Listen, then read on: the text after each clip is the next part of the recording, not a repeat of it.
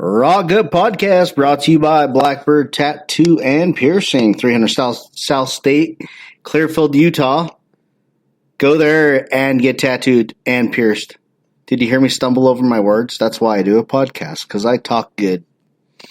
Yeah. You fuckers can always reach me at rockgutpodcast@gmail.com and send me hate mail. Here with me today is a long time coming. Glad to have him. Good buddy of mine, Mr. James Bockas. What's up, buddy? Oh, not much, Joe. How are you doing? I'm asking the questions here, okay? All right, let's get to it then.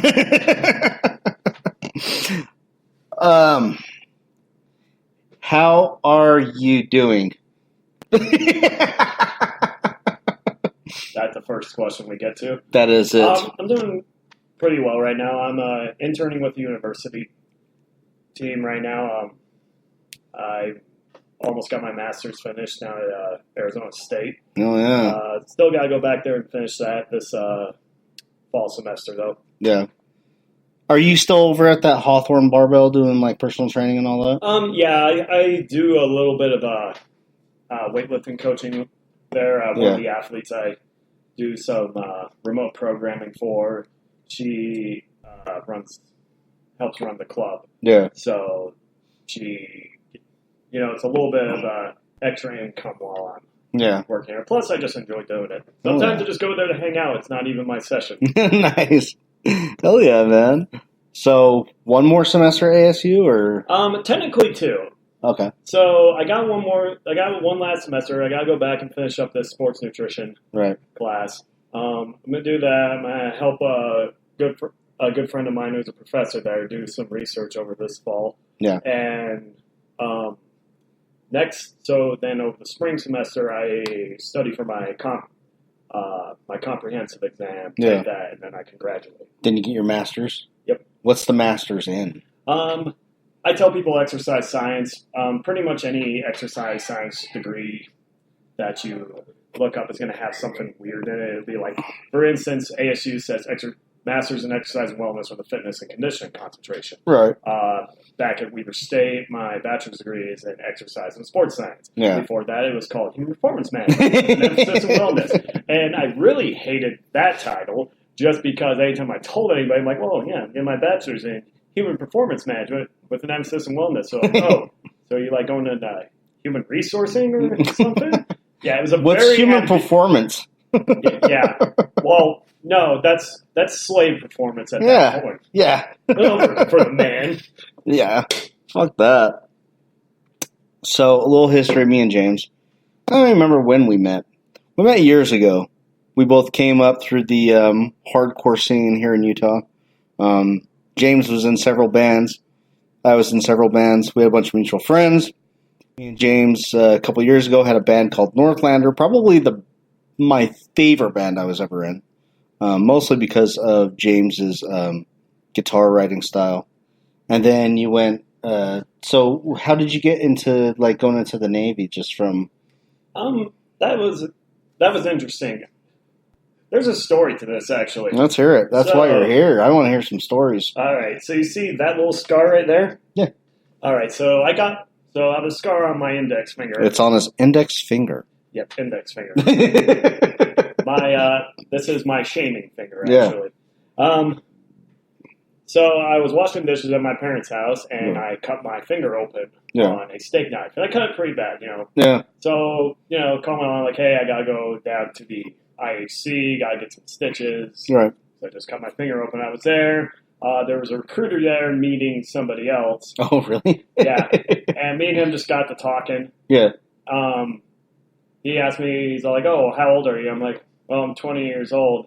He's like, oh, what do you do for work? I'm like, oh, I've been working as a pizza delivery driver for the past 4 years. Oh, fuck. And he's all like, dude, we got to talk. And then I took a practice ASVAB test, and I'm like, oh, that was pretty good. And I took my actual ASVAB that week. And pretty much within 1 week of me meeting this dude, I joined the Navy. Oh, yeah. And I mean, my dad joined the Navy.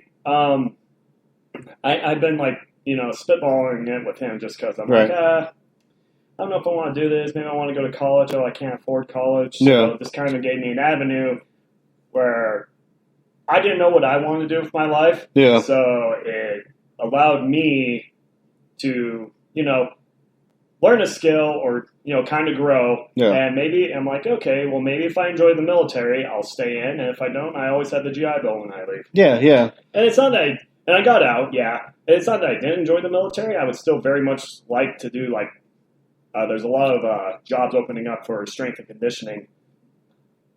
Excuse me. Strength and conditioning You specialist. can burp out loud on this thing. Okay. I don't know if you've listened to my podcast. I've listened to the one with your sister? Yeah, with my sister. That's about the only one. I've got the attention span of a hummingbird, so Oh, look, a butterfly. yeah. Exactly. Yeah, or like a dog when a squirrel's around. Oh, look, there's a duck. Yeah. Yeah. I got really low attention span, so there are some podcasts I listen to. Most of them are very strength and conditioning related because that's Yeah. What are a couple? Because I look for strength and conditioning ones and I don't find any. Strength Coach from Mike Boyle's pretty good. Strength Coach with Mike Boyle? Yeah. Okay. Joe DeFranco's podcast is also pretty good. You can just look up Joe DeFranco because I think it's the name as well. Right. Mark Bell's podcast is pretty good. Yeah. I listened to one. This one's more for coaching because that's what my career is right. Yeah. towards. But The Art of Coaching by Brett Bartholomew is pretty awesome. Yeah. It's not so much related to strength and conditioning as it is for strength and conditioning professionals and right. more of your communication skills, how to coach athletes. Yeah. And he has some interesting guests on there. Actually, I had Joe DeFranco on there a couple of weeks ago, and that's cool. been one I'll usually routinely listen to weekly. He has a book out that's called The Art of Coaching. Yeah. Sorry, not The Art of Coaching. That's a podcast. Conscious Coaching. Oh, okay. Yeah. And that's also a pretty interesting read. It sounds kind of close to Jocko Willink's extreme leadership kind of thing. Oh yeah, kind of. It's a little less philosophical and more. What's the word? Practical based. Yeah. For more meat and potatoes. More meat and potatoes with how to interact with people because that's something that people don't realize a lot about this sort of career. And okay, I'm just going to preface this with I'll probably be wrong in 10 years. Because that's the thing about exercise science coaching and nutritional sciences. It's a relatively new science still. Yeah, it's still pretty new. So you'll constantly see things that are like, oh, this, don't squat below parallel. Okay, squatting below parallel. Okay, maybe not squat as far below parallel. Oh, there's things that change because people don't live in a bubble. When I got into it, it was ass to grass. You go as far down as you fucking can. And now it's might be a little bit dependent on what your sport is and what you're trying to do. Yeah. I know a lot of track sprinters, 400 meter, 200 meter sprinters that we don't have them squat to parallel. They will do box squats to half. What's that? More quad dominant. You can stay up. Oh, okay. I guess that makes sense, don't it? Well, yeah. And that's why, there was a video out of, some football player basically core squatting, 600 pounds. Yeah. And everybody was just roasting shitting on him. Was shitting on him. And that might have been me, a couple years ago. And and let me be fair, I am definitely a full range of motion sort of guy. Yeah. I always have people train the full range of motion because I think it's better for joint health and a bunch of other possible benefits. Maybe you get put in that situation. But now I'm looking at it as a strength coach, okay, well, what's the context of why this guy is on why is he doing what he's doing versus, oh my God, he's not squatting to death. It's okay, he's a football. Does he really need to squat to death? Yeah. Or do we just want to really load the quads for a so he can hit and launch people and like I say, I will always stress going to full range motion as best you can, as long as you can go as safe as you can. Maybe he has an impingement or something that he can't keep an upright torso while he's squatting. Okay, we got a little bit off topic. What was I? It's all right. That's just how we do shit around here, dude. Cool. That's fine. Well, yeah, the impingement. When I fucking actually started getting serious about weightlifting. Every dude in the Jackson family has had shoulder problems. My brother had shoulder surgery. I think most of the guys had some kind of shoulder surgery. My impingement, I don't know if it went away or if it I don't know the fucking science behind it. All I know is my left shoulder doesn't have any more pain, and it started when I just started fucking overhead pressing and that kind of thing. And there's actually, I remember there being a study out on baseball players. Mhm. And they had one group do overhead pressing, another group not doing. The group of players that did Yeah. saw something like a 40 to 60% decrease in shoulder injuries throughout the season. Yeah, I'm not surprised. Well, but here's the thing. That's why I say, 10 years from now, I'm probably going to be wrong if I re-listen to this podcast because the science is always changing with these certain things. Because if you look at any baseball training beforehand, the coach is like, no overhead pressing for my pitchers and my baseball players. They're going to injure themselves, blah, blah, blah. They'll it was hurt even themselves, up until last semester. Like, I had a couple of kids in my one of my research and strength conditioning classes say that, and I'm like, well, the science on that says otherwise. I can show you this article. and I guess, and even I'm not saying that the articles aren't very good either, the studies that are done. Yeah. But how much you're going to learn about, if you look at it, you'll almost never see articles that are done on studies on actual athletes. Because they tell you this, but a lot of coaches don't want to let you, screw around with their athlete. Yeah. That's going to possibly make them worse. Yeah. So a lot of the times you'll read articles and they'll say college age, physically active males, and they'll set parameters to try to get to the closest thing that they could to their actual athletes. And they'll last from anywhere 6 to 12 weeks for strength training programs. But most of the exercise science right now is kind of geared towards health and wellness, rather than. Oh gosh, I'm trying to remember this guy's name, and it's eluding me. But he had a conference where he's all like, I have all these great study ideas, but nobody wants to give me, money to figure out how to make already strong dudes even more jacked. Yeah. And that's just the beast of it. That's kind of something I found out. Yeah. We're going to a master's program is not a lot of people are really interested in making other people stronger. Yeah. It's more medical based. Right. Yeah. Okay, so let's talk a little bit about your deployment. You kind of enjoyed your deployment, didn't you? Oh yeah, the deployment was probably the most interesting and growth time of self growth for me. Yeah. While I was in the Navy, I did 1.5 deployments. I was flown off on my second deployment in Bahrain. Yeah. But I enjoyed it. The first deployment, I did a Western Pacific tour. And the second deployment, we were doing some stuff out in the Gulf of Aden, or the Persian Gulf area. All right. So my second deployment, we did we're doing a little bit of a tour in the Persian Gulf. Uh-huh. For the most part, I didn't do much. It was a lot of. What was your job in the Navy? I was a sonar technician, although I didn't do much sonar. Most of my stuff was dealt with doing security force, or I did a little bit of VBSS. What's that? Basically, you were trained to go search other vessels for contraband, guns, and other sort of stuff. That you were just basically your own ship's little Coast Guard security. Posting, go out, board a ship. Although I didn't really do that as much as I'd like to. By that I mean I did a whole lot of zero. our old captain was just kind of like, yeah, I don't really feel comfortable sending you guys to go do this when I'm about to make full berth. Yeah. Yeah, it was kind of like a weird period between. Well, I think my second deployment is when stuff started kicking off in Syria. So that was an interesting time. Yeah. Any fucked up stories? Any fucked up stories?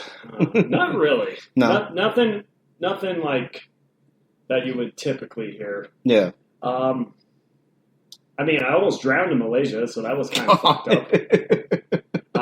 We went on a river rafting trip, and these guys, I remember distinctly, like, to get to the river, our mode of transportation, we were on, like, some rickety train track sort of thing on a pallet Christ. with wheels and a dude with a big stick dragging us down to the river, like, pushing us along. I'm all like... I do this all the time. I do this all the time. Yeah, he looks like he did it all the time. He was really good at it, but, we went on the raft, went down... This is like one of those community outreach sort of things. Yeah. We actually did that a lot. Hearts and minds kind of deal. Yeah, well, I mean... I think that's the one thing people don't realize. Like, when you go on when the Navy does go on these deployments, we're like, oh, that's kind of like that's not like a typical war zone sort of thing. It's like, they do a lot of, like, community outreach, building, like, orphanages and stuff like that. Because we still have to be in good rapport with the places that we go to. Just in case. Yeah, just in case either A, we need you. Like, hey, we're providing a service. We also need the local community to help us with something. Help us with something and not hate us so that we can keep using their ports. And they like having us there because we bring them money and stuff like that. But the raft, I remember a distinct moment in the raft. Yeah. We were paddling and we hit some pretty rough rapids. Yeah. And all of a sudden I see everybody in front of me just kind of like shame, just like, why is this guy going up into the sky? I'm like, oh, wait. We're flipping upside down. I'm about to die. So then we get knocked off, and I'm in the water, and when I try to come up, I'm under the raft every single time. Oh, fuck that. I'm like, is this how I die? Is this how it ends? It's so wet. God damn it. So basically, at one point, after the third time of me getting stuck under the raft, I just dived under. Tried to hit my feet, wedge myself into a rock so I could get the raft some time to go over me. And then popped down, and then we went back. The dude obviously had flipped this raft before because he knew exactly what to do to get it over. He jumped on the top of it as it was upside down, hooked his paddle into it, and then flipped it back over. Oh, this happens all the time. Yeah, this happens all the time. I mean, none of you didn't drown, but usually people die. I'm surprised you came back up. And I remember they gave us some weird it was like a vodka style. It was like their own real rice wine, sake sort of thing. Yeah. Was it warm? It wasn't. Or was good. It just warm because it was Malaysia? Yeah. It was just it didn't taste very good. Yeah. And I'm almost convinced that they just gave me a fuck. I wouldn't be surprised if I found out that they just gave me a mason jar full of piss. Yeah. Because they're like, yeah, look. Oh, look at the Americans. They think they're drinking. Stupid white man. Yeah, exactly. Shame on me. Shame on... Yeah, right? Yeah. So, is that when you started getting really into, the weightlifting thing? Was in the Navy, or was it, after that? It would actually probably been a little bit before that. Oh, okay. Well, okay. The first time I actually trained for something was in the Navy, and this is coming from somebody who... I did do some sports while I was in high school. Yeah. Junior high, I wrestled. I did football for a little bit. I didn't really do it that much. What position did you play in football? I did corner. Oh, okay. Was this for Ogden? Or? Weaver High. Weaver High? Yeah, I wasn't... I use that term lightly. I played football quotations. I wasn't very good at it. This is just... I don't know. I wasn't very good at it, and I actually didn't really start getting athletic until I joined the Navy. Yeah. But before that, before I went in, I had a 6-month window to, get myself prepared. I'm like, well, I don't want to go to boot camp being a little bitch and just get my ass kicked. Yeah. So, I actually, worked on it. I trained for it. I was reading, Men's Fitness magazine. Yeah. To try to get ideas how to get stronger. That was the first time I figured out what a farmer's carry was. And every article is bigger biceps and shredded abs. Yeah, kind of. Yeah. No, I was smart. And grilled chicken. But I think that was actually the first time I got into a variation of sets and rep schemes. There was workouts for pyramid sets, and this is and it was interesting. It was fun, and I would go to some Snap Fitness place where you had like a key card. A friend of mine had a card, and Yeah. we just swipe us all in. Oh, and we yeah. would get in like in this 24-hour place, and I would do my thing. Yeah. And it worked out pretty well. I went to boot camp, and I had two things going for me. One is I was doing I was taking it seriously. Yeah. And I was training, quite a bit. Yeah. But two, I was also training at where we had 4,500 feet of elevation. Yeah. So when I went to Great Lakes, Illinois, at 125 feet of elevation, no problem. I felt like Superman. I could tell that while I was in boot camp, they really only went after people that they needed to get into shape more. Yeah. I wasn't fun for them. They would target the weaker ones.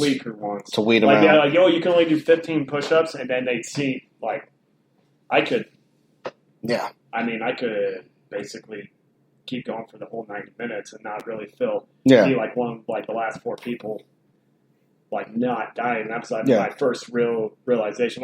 Training works, and training for a specific purpose works, and you know what you're training for. Yeah, yeah. I think that's a long and hard kind of lesson. A lot of people fucking make when they're doing that. Oh, when they start training, when they start weight training and shit. Mm-hmm. What exactly are you training for? What short-term goals do you have? I had to make a new one actually recently because I didn't really have a short-term goal or anything. Yeah. For the most part, I'm happy with my current physical state. Yeah. My own. But I started training. I made myself a super total program that I've been having a lot of fun with. Yeah. And if you don't know what a super total is, so take both of the Olympic weightlifting lifts. Right. And take all three of the powerlifting lifts. Yeah. And do them all. Do a max in all of them. At the same shit! Fuck that. So snatch, clean, jerk, yeah. Squat, bench press, and deadlift. So I'm trained to boost all five of those. It is fun, but it's fun for me because I don't really normally bench that often. Yeah, yeah. Which is funny because I have these Tyrannosaurus Rex arms. And is it because you're worried about your rotator or anything? No, like that, I when I was competing in Olympic weightlifting, I just had no use for it. Yeah. That goes back to that training specificity. I'm not training in this range. We're not training to be better benchers. Yeah. And to an extent, it would make, if I have a tighter chest, I always thought it would make my snatch worse because now that my chest is tighter, I would tend to leave it going forward. Oh, okay. Yeah, yeah. I guess that makes sense. I don't know how to do a proper snatch. I really don't. I would love to learn how to do it. I don't know a lot of. I think it's that Olympic weightlifting stuff is incredible. I just don't know how to really get into it. It was always a lot more interesting to me than. I mean, I'm not shitting on powerlifting. I like powerlifting. Yeah, I respect it. I went to a Andrei Milanichev squat seminar last year, which was pretty interesting. Was he easy to understand? Nope, he didn't speak a word of English. Not one. He had a translator, and they were and I could tell when they were fighting with each other because she would roll her eyes and just start talking. So it's his wife. No, it's one of his athletes. Actually. Oh, okay. She was. Oh my god, I got a funny story for that. So she put it in these terms. She said, I'll try to do the best Russian accent. Yeah, do it, dude. Now, but she's all in Russia, we have 3 different types of squats for 3 different purposes. We have bodybuilding squat, powerlifting squat, and weightlifting squat. Yeah, okay. Here's the thing. Her accent was so thick, I couldn't understand what she was saying. Weightlifting? She said weightlifting? Weightlifting.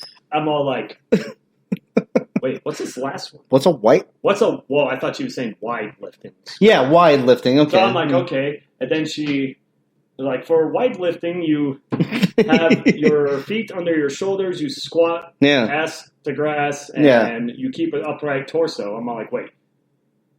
Is she saying wide lifting or white lifting? Is it white lifting? White lifting, because I squat. Is white lifting when you lift big white people over your head? Yeah, maybe. I don't know. I'm all if she's saying white lifting, then I squat like that, and I'm pretty darn white. However, I know plenty of non-white people who squat like that. Yeah. And probably squat better at that than I do. And then she's all said, white lifters squat like this because they are trying to get better at this, because it translates well for the snatch and clean jerk. Oh, she's saying weightlifting. That's why. Okay. Weightlifting. And I found out like that dude and we'll probably get, I don't know what other questions you have. We'll probably get into I have a lot of questions. Okay. Well, I'll save this next comment for a little bit later, because I think it might come up in one of your questions. Yeah, don't fucking look at my questions, dude. I can't even read your shit. These are mine. Right. You know why? It's because my son was falling asleep on a pillow next to me. So I was sitting there it's also trying not to wake him up and writing my questions down at the same time. Well, it's also in cursive, I think. No, it's not. Fuck you. Oh. I'm not that fancy. Yeah, I thought it looked pretty fancy from over here. I'm like, it's writing cursive. I never see that anymore. You really don't. No, you don't. It's a lost art. I mean, you don't really need to. Yeah. I mean, if I'm a teacher, I'm not gonna try to decipher what you wrote. It's actually easier not to write in cursive now. Yeah. Just type everything. Yeah, just type it. Yeah. Yeah. Actually, now I remember when I'm in college, like, don't handwrite this. I want you to type this out. I want to read what you're saying. I want to be able to read what you're saying, you friggin' animal. You Tongans in the back. I'm looking at you. Jesus. Okay, so you said it was your deployment and being in the Navy was part of a period of real personal growth for you. Just elaborate on that a little bit. Well, I mean, I pretty much lived in Utah my entire life. I really didn't venture outside of that until I was 20 and I joined the Navy. And, I got to immerse myself in other people's cultures. Mm-hmm. I got to move to San Diego. I got to meet a bunch of different people from around the country. Yeah. And, I mean, that was, that grew me as a person because, I feel like now before... You're out of your bubble, kind of? I was out of my bubble. I got to see what the world was all about. Yeah. Also, I got to kind of figure out how basically, I had a close friend die on my second deployment. And I wasn't able to go to the funeral because I was on deployment. Your letter was read at the funeral. Oh, yeah, that's right. I'm sure you were told that. Yeah. No, Brandon did tell me that. Yeah. But I think that's when I really got into weight training because it was therapeutic for me. Like, all we had. Yeah.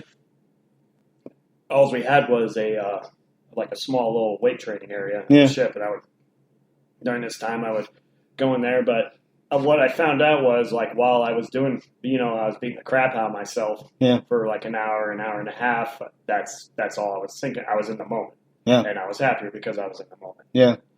And I think that, and something very, I've mentioned this before on my Instagram and my Facebook, but something very not prominent, what's the word I'm looking for? Profound, yeah, there. Profound that this guy, frequent patron at the ASU gym, told me, he's like, honestly, half the time I'm not even training for anything. Yeah. I was all like, I like being in the gym because it gets me out of my head and gets me in my body. Yeah. And that he's like, I put in some music and I go to work and this is all I'm thinking about. Yep. While I'm here, I get to be in the moment. And there's actually, this might lead into something that in the business we know as mindfulness, which is just, meditation, that sort of stuff, that being in the moment makes you happier. And they figured that out, like, they did like a very comprehensive, I actually think this was done at ASU, it was a very comprehensive study where, like, this little app would ask people randomly how they felt and what they were doing before how they felt. Oh, really? So any time anybody felt negative is usually because they were daydreaming or they were thinking about the future. Yeah. So when you get those chances to just be in the moment, you're happier. Yeah. Yeah, and that's a big part of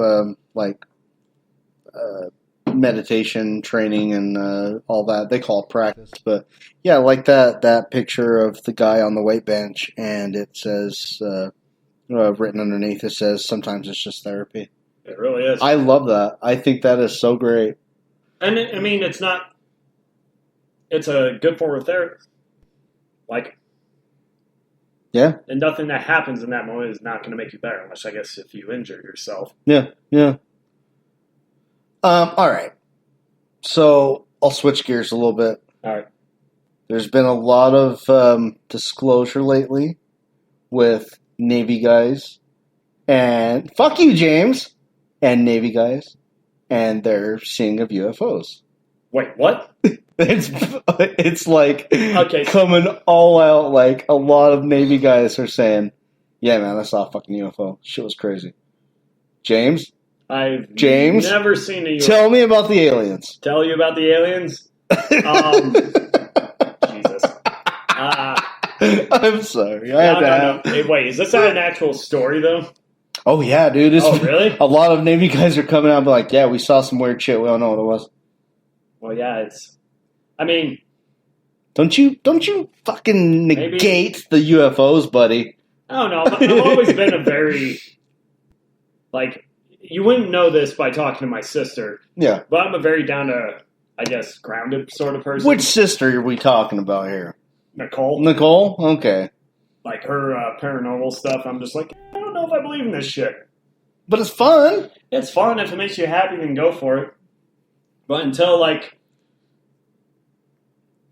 I mean, I see a possession that isn't explained with schizophrenia or amphetamines, and I'm probably not going to believe this. Okay, on a show of fingers, how many times have you been probed? Once. But I don't think it was a UFO. No, it's just some weird girl that slipped you a digit in the middle of inner quad. I had to get lowbrow on you for a minute. No, it's fine. It's fine. I appreciate lowbrow humor. All right, so when you get back from the Navy, you go and work for Veterans Affairs, right? Yeah. Well, I work for a student veteran services at the college. Was that specifically for students, or you handled all veterans? Student veterans. Okay. So, veterans who are students. Yeah. Worked as basically I processed GI Bill benefits. Yeah. Okay. Or help process them. And it was, I mean, I got a lot of friends out of the situation, and I also got to learn the ins and outs of like dealing with going through the GI Bill channels and getting like what I can and can't do. It was kind of interesting because you'd be surprised. I'm like, oh, this is common knowledge for me. Like, you can't just enroll in the class that isn't helping you get towards your degree, right? Unless you already are getting full-time credit hours, and if you want to take like some bullshit bowling class or archery or whatever, you can take that on top of that. All right, so like for families that have someone that's a veteran, whatever, going to school, do you got any advice for them, like on dealing with the VA, that kind of thing?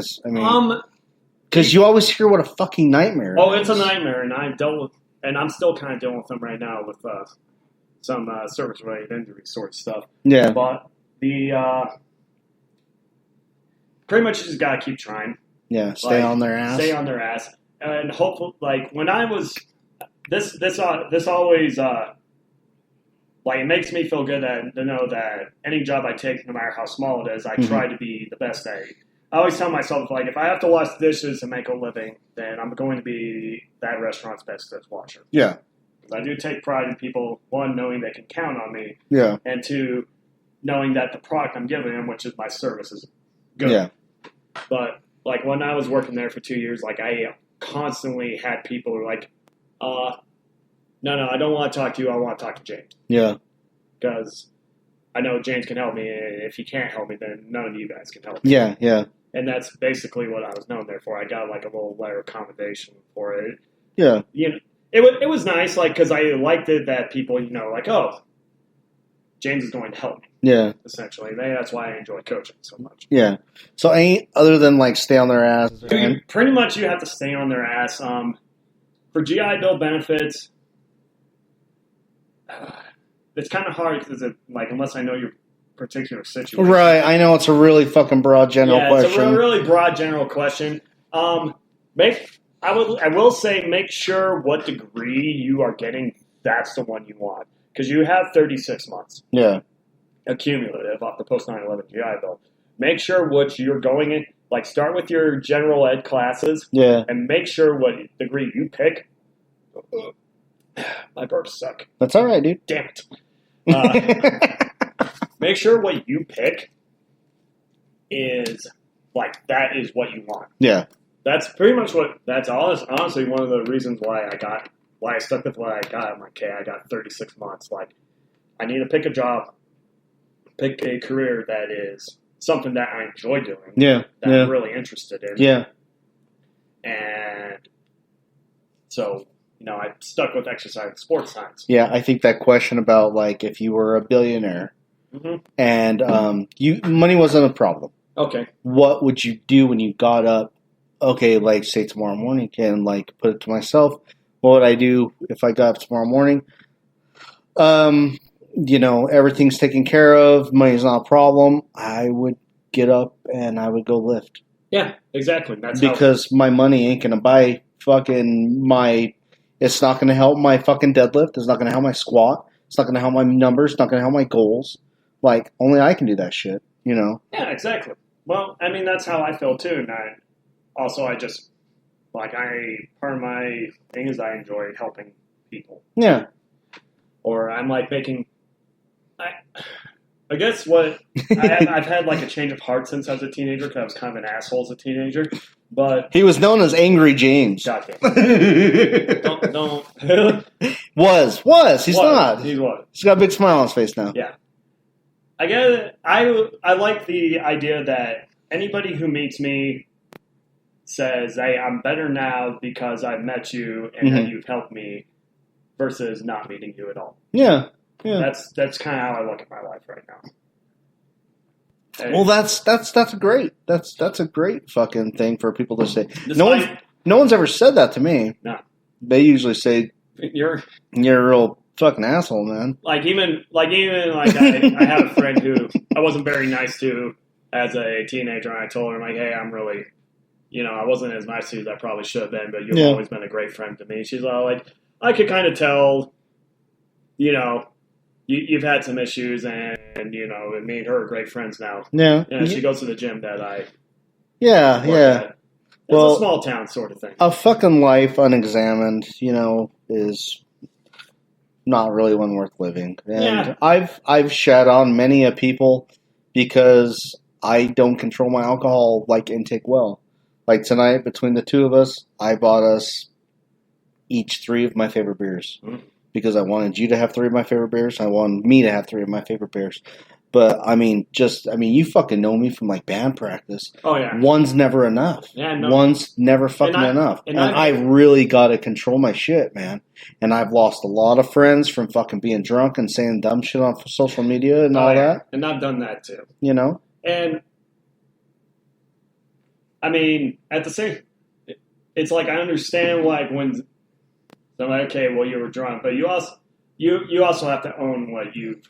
Oh, for sure. Yeah. For sure. What you've done. Yeah. For me, it's 2 or 3, I'm okay. If I have any more than that, then we're in for a ride. Yeah, yeah. Yeah, man. Just when you're able to control that fire a little bit inside you, a little bit better, I don't really need to say this stupid thing. I don't need to, I can go sit now. I don't need to. I don't need to ruin a friendship of 10 plus years for saying some dumb shit, which I'm totally guilty, man. And it is what it is, and I have to accept it. And that's life. For the most part, people think I'm a fun drunk. Yeah. I try not to drink as much obviously I don't drink as much anymore. I'm pretty big into. Yeah, man. Fitness. Even though I will say this, normally when I'm programming for athletes, I'll have a little glass of whiskey or a beer with me because I don't know, it gets the creative juices flowing. Yeah. Actually, it's probably one of the reasons why I do enjoy what I'm doing. Yeah. Not because I can drink and do my job, because that's a little bit fucked up. Yeah. But I guess I like to look at it like this. Making somebody a athletic program or a strength conditioning program is a lot writing a piece of music. Yeah. I got notes. I got there's a rhythm to it. There's a progression, and in the end, I create something that somebody else can use. Yeah. I got this riff going. It would go cool if this happened, or it'd be cool if this other thing happened. But unlike it's you almost have to be entirely flexible throughout the entire process. Yeah. Like this week, one of my athletes, she was gone out of town for I want to say 6 weeks. Yeah. And she only worked out 2 of them. Yeah. So detraining kind of starts happening after 1 or 2 weeks. Yeah. What is that now? Detraining. Oh, can you explain what that is? Well, think of it as basically you stopped working out, and then all your gains you made start going down. Yeah. Because you're not working those muscles. Yeah, you're not working those muscles, and you're not adding a stimulus to keep your body in that adaptation zone. Yeah. Okay. More in the most simple terms I can put. That's another thing. I think that was perfect. That's another thing I got to work on is I got to work on my communication skills of, trying not necessarily dumbing things down, but trying to remember what it's like not to know. Explain them to the layman. Yes. Or to the person just coming in. Exactly. Yeah. Because I'm like, oh, that was pretty good. Possibly the PTV answer that is the precursor for mitochondria production. Actually, the incredible Hulk appeared in Spider-Man 332, where he battled both Spider-Man and the Captain America. Yeah, you fucking dipshits. You didn't know that? You didn't know that? Fucking get out of my country. God damn it. Fuck yeah, dude. We're fucking just hammering through this shit. Look at that. We only got 2 and 48.5 seconds left of part 1. Oh, part 1. And then, part 2. Part 2 is where we've had a few beers, and so shit gets crunk. Oh, boy. Yes, we're about to get turned up. You know what I'm saying? I mean, 2 beers as far as you know, Joe. Yeah, dude. Hey. For all you know, it's like... You could have downed a bottle of whiskey. I don't know if you watch Stranger Things, but there was a part in this season where... I have never seen a fucking Stranger Things, dude. I can honestly say, the 80s, horror nostalgia is pretty ripening, and I love it because of that.